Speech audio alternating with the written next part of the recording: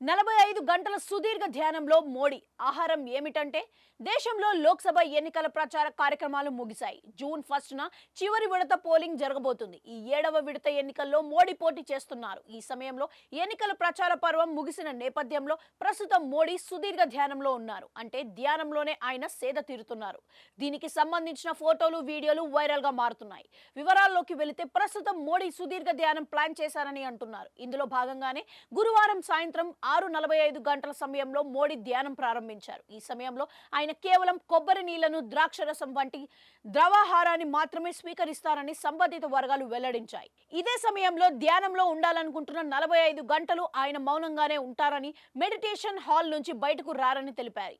ఈ క్రమంలో ఆయన కాషాయ దుస్తులు ధరించి ధ్యానంలో కూర్చొని ఉన్న కొన్ని ఫోటోలు, వీడియోలు బయటకు వచ్చాయి.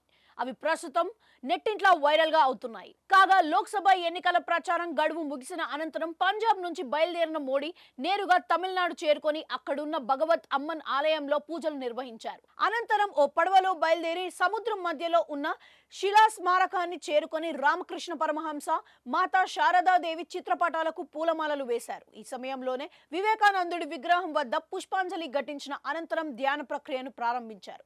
ఇక్కడ సుమారు 131 ఏళ్ల క్రితం స్వామి వివేకానంద కూడా ధ్యానం చేశారని చెబుతున్నారు.